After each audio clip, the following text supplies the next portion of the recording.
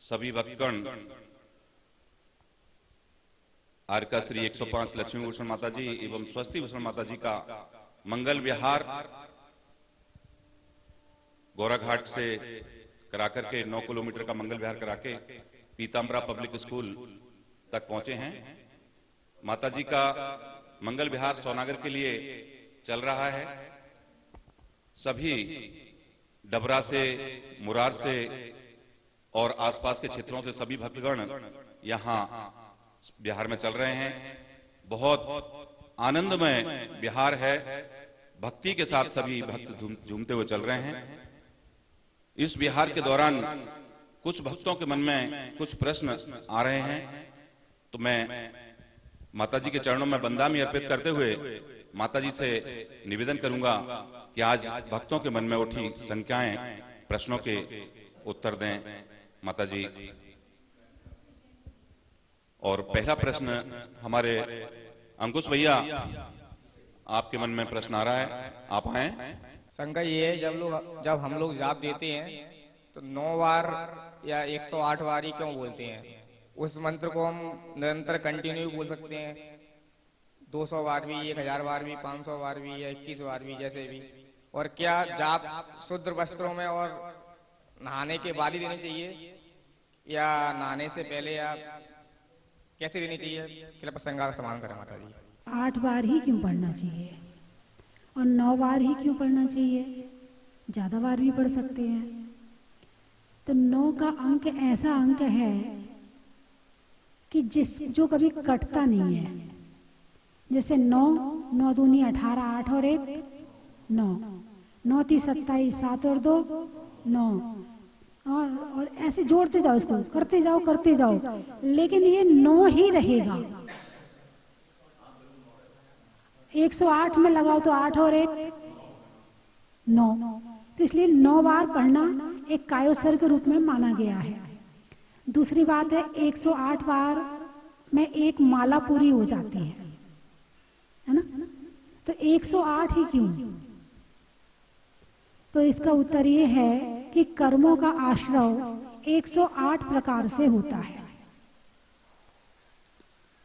ये तो जानते हो कि कर्म आते हैं, ये तो जानते हो कि कर्म का बंध होता है।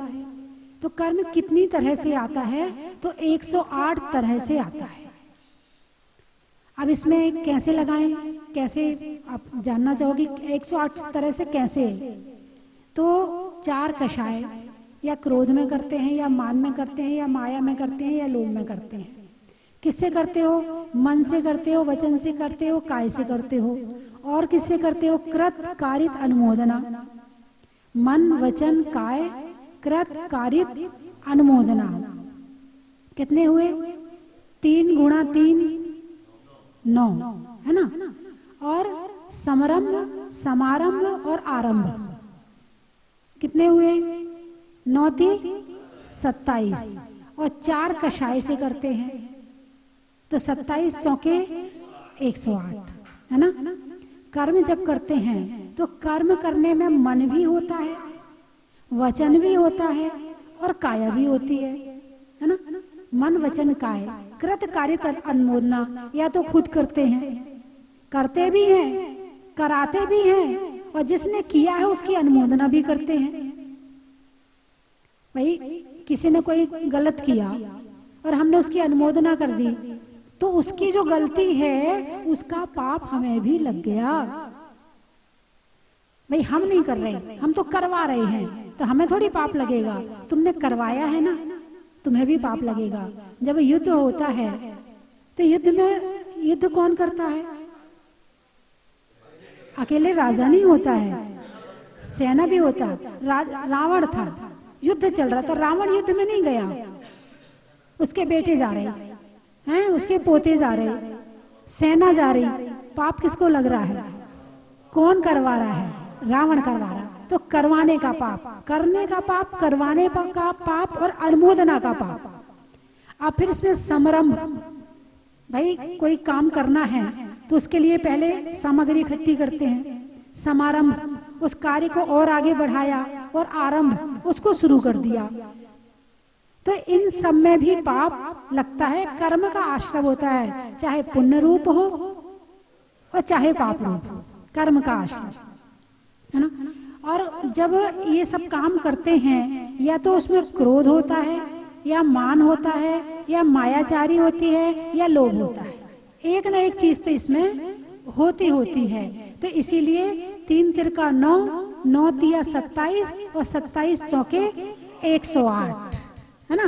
तो 108 तरह से कर्म का आश्रय होता है। तो जो माला में मोती होते हैं वो भी 108 होते हैं। जितने तरह से कर्म बुलाया है उतनी तरह से कर्म को भगाना भी है। इसीलिए प्रतिदिन कम से कम 1 माला तो फेरनी ही चाहिए। आप लोग फेरते हो कि नहीं? कौन कौन फेरता है? चलो, जो नहीं फेरता है आज से कम 1 नमोकार मंत्र की माला ध्यान पूर्वक अरिहंत सिद्ध आचार्य उपाध्याय साधु को नमस्कार करते हुए भाव से 1 माला रोज करना, ठीक है? अरे बोलिए ना भाई, जब पाप करते हो तो पाप मिटाने का साधन भी तो करो। अब एक और प्रश्न में एक और प्रश्न था, शुद्ध कपड़ों से या अशुद्ध कपड़ों से कर सकते कि नहीं कर सकते? तो 2 तरह से। एक होता है कि आप पवित्रो वा सुस्थितो दुस्थितो पीवा, चाहे आप पवित्र हो चाहे पवित्र हो, चाहे बैठे हो चाहे चल रहे हो, ध्यायेत पंच नमस्कारम, ये 5 नमस्कार मंत्र का ध्यान कहीं भी कर सकते हैं, चाहे शुद्ध अवस्था हो चाहे अशुद्ध अवस्था हो, किसी भी अवस्था में नमोकार मंत्र का ध्यान कर सकते हैं। यदि अशुद्ध अवस्था में है तो आप अपनी जुबान से मत करो, मन से कर लो।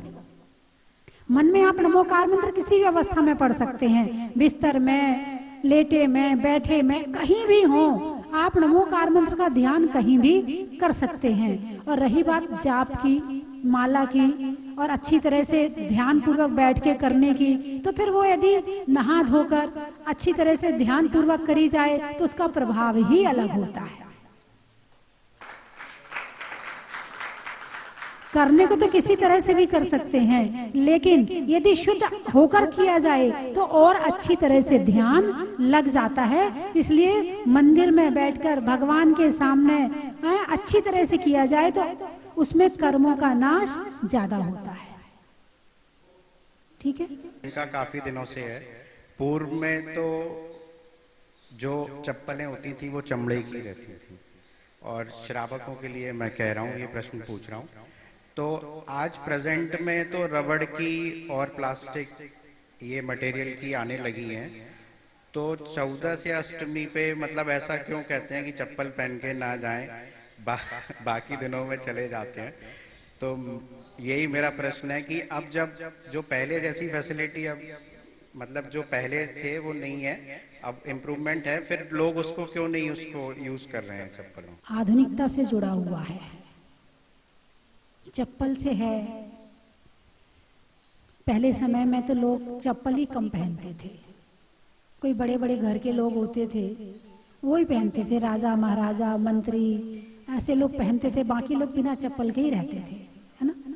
लेकिन धीरे धीरे प्रचलन चप्पल का बढ़ गया है और लोग पहनने लगे हैं। और चमड़े की चप्पल पहले चलती थी ज्यादा, पनहिया बोलते थे उनको, पनहिया, है ना। अब तो प्लास्टिक की भी चप्पल आ गई हैं। जब चलते हो, जब नंगे पैर चलो तो तुम नीचे देख के चलोगे। कुछ समझ में आया नहीं आया? नंगे पैर चलोगे तो नीचे देख के चलोगे, कोई चींटी कोई कंकड़ तो नहीं है, पत्थर तो नहीं है, कांटा तो नहीं है, अपने पैर को बचाने के लिए, है ना। और अपने पैर को बचाने के साथ साथ वहाँ चींटियां भी बच जाएंगी। भाई चींटी आ रही, थोड़ा एक तरफ चलो, पाँव यहाँ वहाँ रख लो, तो तुम अपने को भी बचाओगे। जब चप्पल नहीं होगी पैर में तो तुम खुद को बचाने के चक्कर में चींटियों को भी बचा लोगे। और जब तुम यदि पैर में चप्पल पहनकर चलते हो तो तुम्हारी नजर नीचे नहीं रहती है, तुम्हारी नजर ऊंचे ही रहती है। तो इसीलिए जीव रक्षा के लिए जो खुद की रक्षा करेगा तो औरों की भी रक्षा हो जाएगी। तो इसीलिए कहा जाता है कि कम से कम ज्यादा नहीं तो अष्टमी चतुर्दशी को बिना चप्पल के मंदिर जाना चाहिए।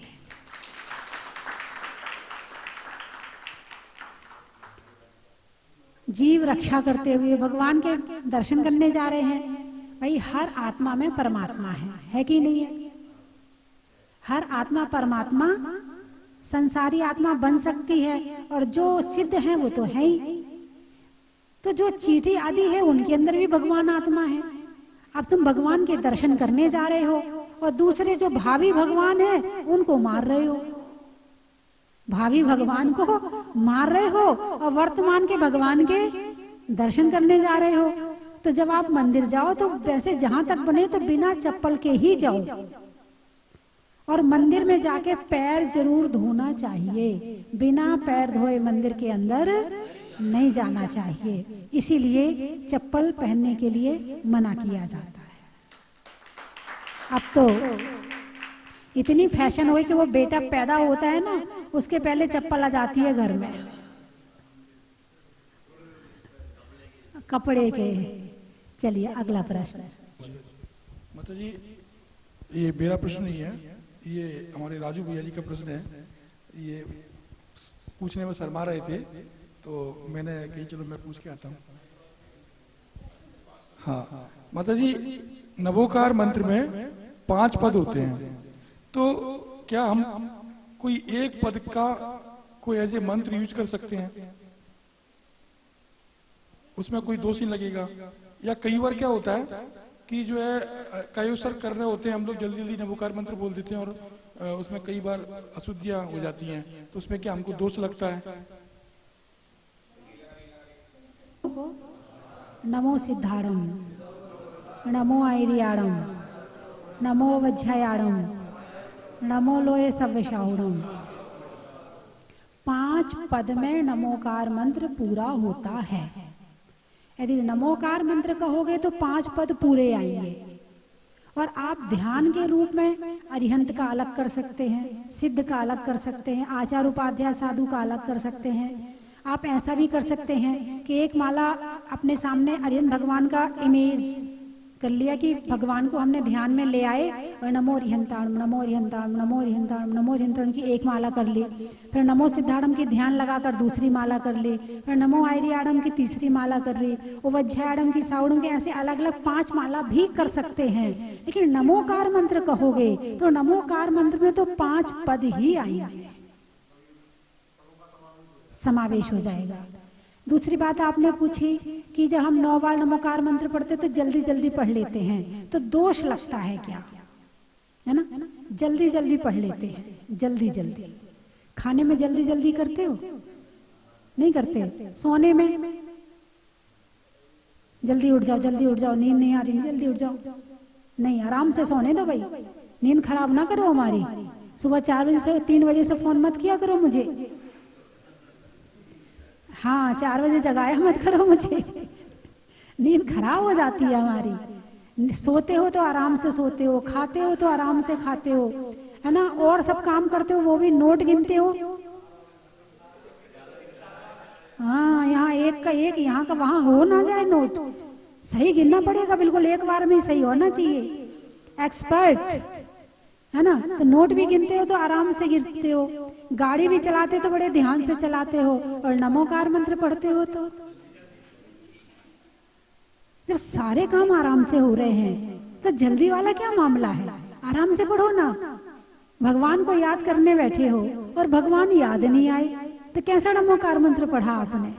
अभी आपने नमोकार मंत्र नहीं पढ़ा है। आराम से पढ़ो नमोकार मंत्र। पहले पद में याद करो नमो अरिहंताणम, अरिहंत भगवान को नमस्कार है। नमो सिद्धाणम, सिद्ध भगवान को नमस्कार है। नमो आयरियाणम, आचार्यों को नमस्कार है। नमो वज्रयाणम, उपाध्यायों को नमस्कार है। नमो लोये सव्यशाहुणम, और सबकी फोटो आनी चाहिए सामने। जिनका ध्यान कर रहे हैं उनकी फोटो आनी चाहिए सामने।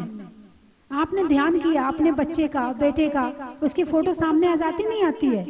अरे बोलिए ना, आती है ना। हाथी को याद किया घोड़े को याद करो तो घोड़े की फोटो सामने आ जाती है। और नमो अरिहंताड़म बोला तो अरिहंत भगवान सामने आए कि नहीं आए? नहीं आए, नहीं आए। यानी हाथी, घोड़ा, चूहा, बिल्ली, नोट, मकान, दुकान सब अंदर घुसा है, केवल भगवान नहीं है अंदर में। इसलिए नाम लेते और चीज तो याद आ जाती है, भगवान याद नहीं आते हैं। और रही बात दोष लगने की, दोष तो तब लगेगा जैसे कि भाई एक कपड़ा काला है और उसमें एक निशान काला और लगा दो, दिखेगा? दोषों में तो जी रहे हैं, दोषों से भरे पड़े हैं। मुश्किल से तो भगवान का नाम लिया, वो भी दोष के साथ में। तो कम से कम भगवान का 9 बार नमोकार मंत्र ध्यान पूर्वक प्रतिदिन पढ़ना चाहिए, ध्यान पूर्वक। मन, वचन और काय, है ना? आप सब चीजों को किससे याद करते हो? मन से, वचन से, काय से। मन में भी याद आया, कोई सीरियल देखने वाला होगा तो सीरियल उसके दिमाग में दिन भर घूमता है। माला फेरने बैठेगा तो दिमाग में क्या घूमेगा? सीरियल घूमेगा। और जिसको भी आप प्रेम करते हो वो घूमेगा। लेकिन नमोकार मंत्र पढ़ते हैं अरिहंत भगवान नहीं घूमते। मतलब तुम भगवान से प्रेम करते ही नहीं, वो झूठा प्रेम कर रहे हो। इसलिए कर में भी कहते कि मैं भी नहीं भाग रहा। जब भगवान ही नहीं है तुम्हारे पास तो मैं कैसे, मैं रहूंगा फिर तो इसीलिए भगवान का ध्यान नमोकार मंत्र के रूप में अच्छी तरह से बैठ करके करना चाहिए। और जो लोग रात्रि भोजन करते हैं वो लोग रात को फलाहार वगैरह जो भी लेते हैं वो लेना उचित है या अनुचित है? उपमा दी गई है किसकी? कमल की। नयन कमल, मुख कमल, हृदय कमल, नाभि कमल, हस्त कमल, चरण कमल, कमल कहा जाता है। कमल कब खिलता है? जब सूरज उग जाता है। और कमल कब बंद हो जाता है? जब सूरज अस्त हो जाता है। ऐसे ही हमारा मुख कमल तब खुलना चाहिए जब सूरज उग जाए, और ये मुख कमल तब बंद हो जाना चाहिए जब सूरज डूब जाए।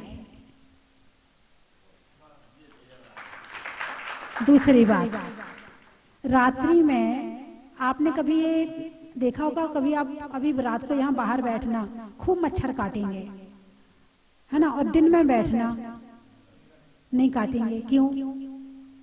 क्योंकि सूर्य की किरणें ऐसी होती हैं कि उनके कारण इस धरती पर बहुत सारे जीव जंतु पैदा नहीं होते हैं। लेकिन जैसे ही सूर्य डूबता है वैसे ही अनेक तरह के बहुत सारे जीव जंतु पैदा हो जाते हैं। कुछ सूक्ष्म होते हैं और कुछ स्थूल होते हैं। जो सूक्ष्म होते हैं वो हमारे भोजन में शामिल हो जाते हैं, और वो भोजन करो तो मांसाहार का दोष लगता है। इसीलिए रात्रि में भोजन, पानी आदि नहीं करना चाहिए। और यदि कोई 1 वर्ष का रात्रि का पानी भोजन त्याग करता है तो उसे 6 महीने के उपवास का फल मिलता है। यदि 1 महीने का त्याग किया तो 15 दिन का मिला। ऐसे आप जितना भी त्याग करना चाहो उससे आधे उपवास का फल आपको मिलता है। तो इसीलिए रात्रि भोजन तो देखो एक निशानी है जैनी की, है ना? हाँ। और वैसे आपने देखा होगा कि आज के डॉक्टर हैं, आज के वैज्ञानिक कहते हैं कि सोने से 5 घंटे पहले खा लो। क्यों भाई, क्यों खा लो? तो बोले पेट को भी आराम मिलेगा और शरीर को भी आराम मिलेगा। जब तुम सो जाओगे तो तुम खाओगे और तुरंत सो जाओगे, तो पेट तो रात भर काम करेगा और तुम सोते रहोगे, तो सबसे पहले पेट खराब होएगा। आजकल वो इंटरमिटेंट फास्टिंग चल रही ना, 16 घंटे की, 12 घंटे की, विदेशों में चल रही है कि 24 घंटे में से केवल 8 घंटे खाएंगे, 16 घंटे नहीं खाएंगे। 24 घंटे में से केवल 12 घंटे खाएंगे, 12 घंटे नहीं खाएंगे। उनको ये उसका फल नहीं पता है। हमारे यहाँ तो त्याग करवाया है वो अहिंसा धर्म के हिसाब से करवाया है, लेकिन वो कर रहे हैं स्वास्थ्य के हिसाब से। और तुम यदि भगवान महावीर की बात मान लो तो स्वास्थ्य अपने आप ठीक हो जाए। और एक प्रैक्टिकल बताऊं आपको, एक हरियाणा में जींद गांव है, जींद, है ना। तो वहां गई थे, वहां विहार हुआ, एक व्यक्ति ने आहार दिया, तो मैंने रात्रि भोजन त्याग करवाया। मैंने कहा हूँ, अब वो बड़ी मुश्किल से त्याग किया।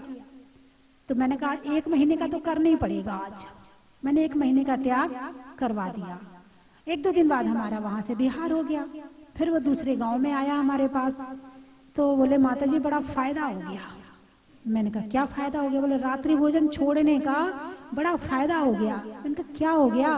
बोले पहले मैं रात को खाता था और सो जाता था, तो खूब एसिड बनती थी, गैस बनती थी, हैं, फिर रात को नींद खुलती थी, वो उपकाई सी आती थी, फिर इनो पीता था, फिर मुश्किल से सो पाता था। लेकिन जिस दिन से रात्रि भोजन छोड़ा है, सारी रात बड़े आराम से सोता हूँ।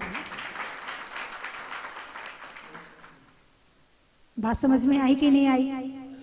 यदि भगवान महावीर की बात मान लो तो क्या आपको किसी और की बात मानने की जरूरत नहीं पड़ेगी। इसलिए रात्रि भोजन नहीं करना चाहिए।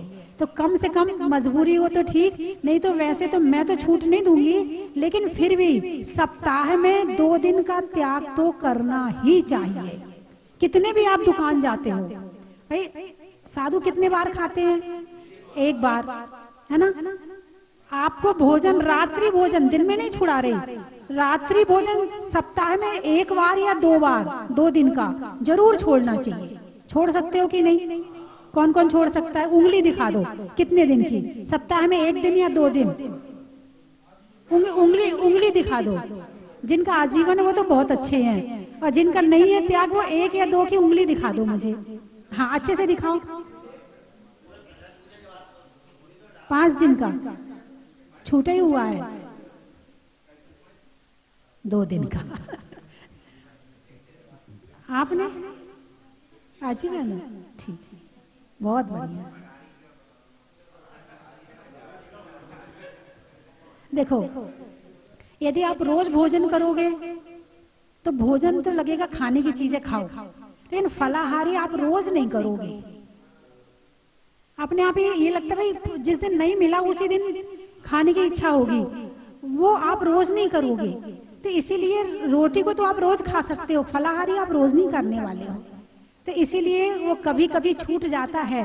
तो कम से कम जितना त्याग किया, मान लो 100 चीजें हैं, तो आप 100 चीजें में से आपने 75 त्याग कर दी, 25 का सेवन किया ना, तो 75 का त्याग तो हुआ। तो ऐसे ही जितना त्याग होता जाए आप नियम ले सकते हो। 9 बजे के बाद नहीं खाएंगे, 8 बजे के बाद नहीं खाएंगे, 9:30 के बाद नहीं खाएंगे। आप ऐसा नियम भी ले सकते हो, तो बाकी सारी रात का तो त्याग हुआ।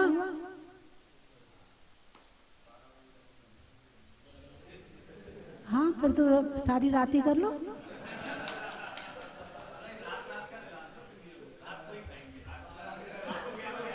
हाँ, ये बात भी ठीक है। सुनिए, कुछ जीव जंतु होते हैं जो दिन में ही खाते हैं, और कुछ जीव जंतु होते हैं वो रात में ही खाते हैं। जैसे चिड़िया है, गाय है, भैंस है, ये जो है, ये हाथी है, ये सब दिन में खाते हैं, ये रात में नहीं खाते। कोई भी पक्षी रात में नहीं खाता है, ठीक है। और शेर आदि हैं वो रात में ही खाते हैं, वो दिन में नहीं खाते हो। और इंसान एक ऐसा जीव है जो दिन में भी खाता है। कहीं तो रुको, कहीं तो संयम आए। चलिए अगला प्रश्न। बोलते सम्यक दर्शन, सम्यक ज्ञान और सम्यक चार्य, इसका क्या अर्थ है? वो आप मार्गदर्शन दें। मगर उसका अर्थ समझ में नहीं आता, बस करते चले जाते हैं। माला में 108 मोती होते हैं और 3 दाने ऊपर होते हैं। सम्यक दर्शन, सम्यक ज्ञान, सम्यक चार्य। यानी कोई भी काम करते हैं तो लक्ष्य बना के करते हैं। आपने माला भी फेरी है तो किस लिए फेरी है? सम्यक दर्शन की प्राप्ति हो, सम्यक ज्ञान की प्राप्ति हो, सम्यक चारित्र की प्राप्ति हो। आपको नहीं पता, आप तो बस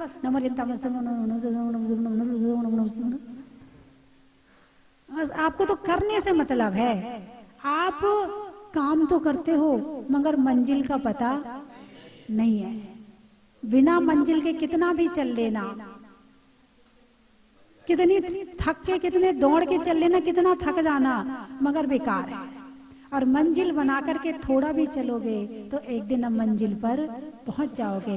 तो माला इसलिए उसमें 3 दाने होते हैं कि सम्यक दर्शन की प्राप्ति हो, सम्यक ज्ञान की प्राप्ति हो और सम्यक चारित्र की प्राप्ति हो। चलिए अगला प्रश्न। ये क्षेत्र एरावत क्षेत्र जो आता है ये कहाँ है? नहीं, एरावत नहीं आता, विदेश क्षेत्र आता है और भरत क्षेत्र और एक जम्बूद्वीप। ये इसकी ये समझ में नहीं आता, ये चूंकि पृथ्वी तो वही है। ये भरत क्षेत्र है, ये ऐरावत क्षेत्र है, ठीक है। और ये जो है ये विदेश क्षेत्र है। ये विदेश क्षेत्र की 32 नगरियां हैं। कितनी? 32। और कम से कम 4 में तो तीर्थंकर रहते ही रहते हैं और अधिक से अधिक पूरे 32, जैसे एक भरत क्षेत्र है ऐसे एक एक क्षेत्र है, तो ऐसे 32 हैं यहाँ पर। तो हर क्षेत्र में एक एक तीर्थंकर रह सकते हैं, तो एक बार में पूरे 32 में भी तीर्थंकर हो सकते हैं। तो ये भरत क्षेत्र यहाँ जम्बूद्वीप में, अपन जम्बूद्वीप के भरत क्षेत्र में है। जम्बूद्वीपे भरत क्षेत्रे आर्यखंडे भारत देशे मध्य प्रदेश प्रांते डबरा नगरे सुपार्श्वनाथ मंदिर स्थित है।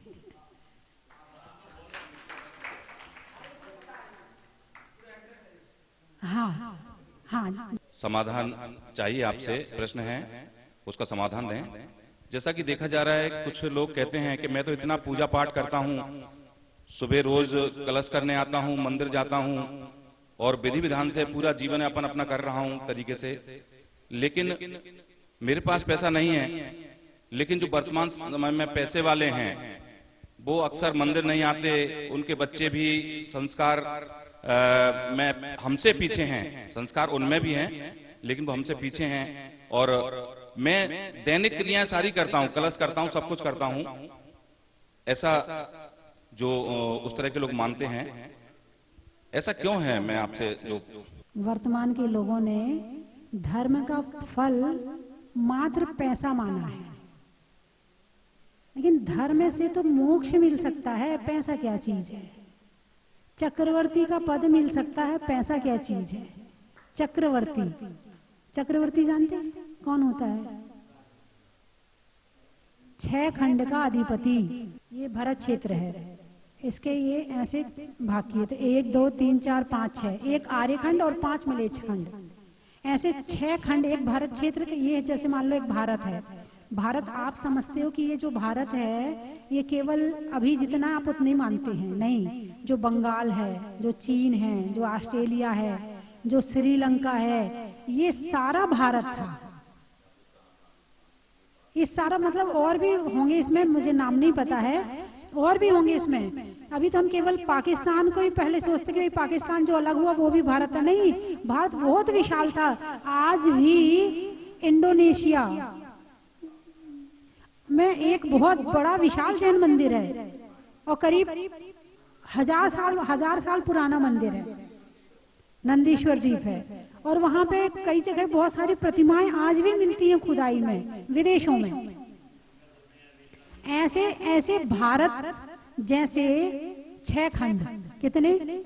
6। एक तुम मुख्यमंत्री को क्या मानते, प्रधानमंत्री को क्या मानते आप? पीएम जो है बड़ा मानते नहीं मानते हो? सबसे बड़ा हमारे यहाँ का सबसे बड़ा व्यक्ति कौन है? बोले प्रधानमंत्री है। ऐसे एक का भारत का ये है, ऐसे 6 खंड का अधिपति एक चक्रवर्ती। धर्म का फल जो छोड़ता है उसे मिलता है। कैसा छोड़ा? केवल ऊपर से दान नहीं दिया था। छोड़ने का मतलब आप क्या समझते? एक होता है दान और एक होता है त्याग। तुम दान करके वापस चाहते हो, लेकिन त्याग करके जो मिलता है वो असीम होता है, और जो दान से मिलता है उसकी सीमा होती है। मुनि बने 16 भाव से। कितने भाव से? 16। और उसमें भी ऐसे मुनि कि घनघोर जंगलों में रह रहे हैं और हजारों साल तपस्या कर रहे हैं। ऐसे 16 भव से मुनि बनते आ रहे थे और उसका फल मिला चक्रवर्ती पद। और सबसे बड़ा पद होता है तीर्थंकर का। जो तीर्थंकर नहीं बन पाता है फिर वो चक्रवर्ती बन जाता है। या बलभद्र बन जाता है या नारायण प्रतिनारायण बन जाता है, तो ये पद ऐसे कि जो तीर्थंकर नहीं बन पाते हैं और अधिक तपस्या उन्होंने करी है तो फिर उनको ऐसे पद मिल जाते हैं। तो यहाँ तो छोड़ने वाले को मिलता है। और वर्तमान की रही बात, तो हम धर्म का फल मात्र धन ना देखें। तुम्हारे घर में शांति है कि नहीं है, तुम्हारे घर में सुकून है कि नहीं है, तुम्हारा परिवार अच्छा है कि नहीं है, तुम्हारे घर में तुम्हारे बच्चे तुम्हारी बात मानते हैं कि नहीं मानते हैं, तुम्हारे घर का वातावरण अच्छा है, धार्मिक है कि नहीं है, धर्म का फल ये भी तो है। धन आने के बाद सुख आए ये कोई गारंटी है क्या? लेकिन धर्म आने के बाद सुख आएगा ये गारंटी है। यदि दिल से धर्म करोगे और वास्तविक धर्म करोगे तो सुख आएगा। मात्र धन से सुख आए ये कोई गारंटी नहीं है। इसलिए अपनी दृष्टि परिवर्तन करो और सुख बाहर नहीं अंदर खोजो। तुम धर्म करने के बाद में, सुनिए, तुम धर्म करने के बाद में बाहर फैलना चाहते हो, बाहर की तरफ मेरा नाम हो, मेरा यश हो, मेरी कीर्ति हो, धन मेरे पास आए, ये धर्म का फल चाहते बाहर की तरफ। ये तो धर्म का फल चलो है, बिना धर्म के ये भी नहीं मिलता है, लेकिन अंदर में फैलना, अंदर में फैलना मतलब आत्मा में ध्यान लगा के अंदर में उतरना, इसमें ज्यादा पुण्य चाहिए। बाहर फैलने से ज्यादा पुण्य अंदर जाने में चाहिए, और तुम अंदर जा नहीं पाते। तुम केवल बाहर का ही मांगते रहते, भगवान प्रतिष्ठा दे दे, धन दे दे, अच्छी लड़की दे दे, अच्छा पुत्र दे दे, अच्छा बच्चा दे दे, इसमें ही मांगते रहते हो। तो जो अंदर जाना होता है उसमें अंदर जा नहीं पाते हो। और धर्म का फल है अंदर जाना। चलिए 24वें भगवान की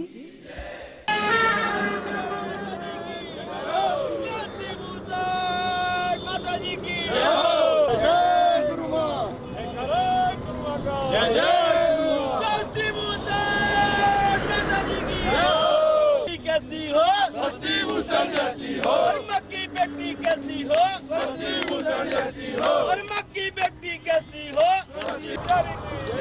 पिछले 10 सालों से आ रहा हूँ, जब से माता जी का गुरुगर्भ से महाराज साहब का गुरुगर्भ हुआ था, उस वक्त से ही मैं यहाँ पे आता जा रहा हूँ। पहले मंदिर एक उस टीन शेड में बना हुआ था, और आज ये 10 सालों के अंदर इतना भव्य मंदिर बन गया।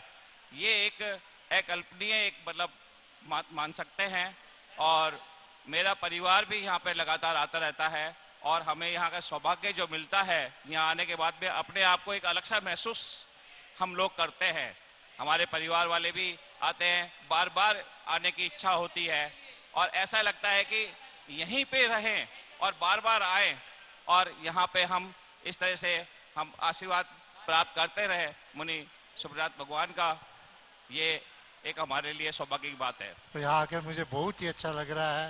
यहाँ का वातावरण, यहाँ की सुविधाएं देख कर बहुत ही अच्छा लगा। आप सबसे भी निवेदन करता हूँ जो स्वच्छता में अभी तक नहीं आए हैं, और जरूर से यहाँ के आकर दर्शन करें। मुनि सुब्रत भगवान की बहुत ही अच्छी प्रतिमा है।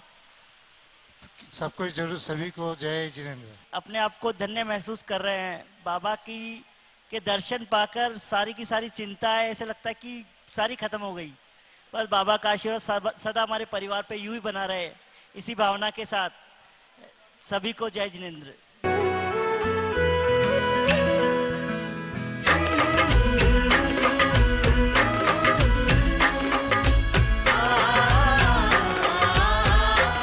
चन की थाल को सजाओ रे आज, रत्नों की थाल को भर लाओ रे आज।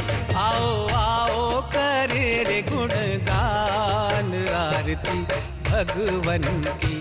आओ आओ करे गुणगान आरती भगवन की। आओ आओ करे रे गुणगान आरती भगवन की।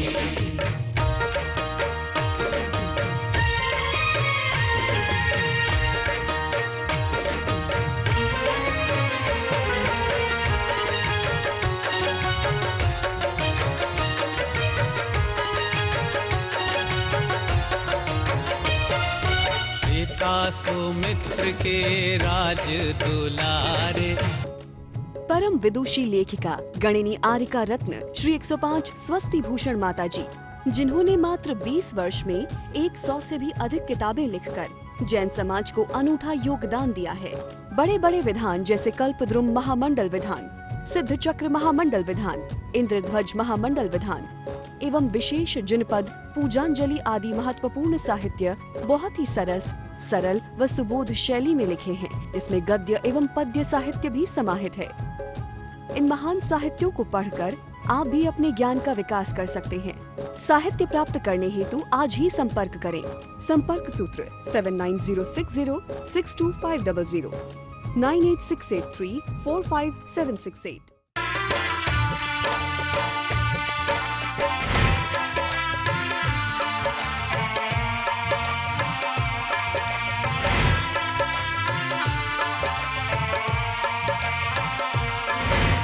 चलो रे चलो रे चलो चलो रे चलो रे चलो चलो जहाजपुर।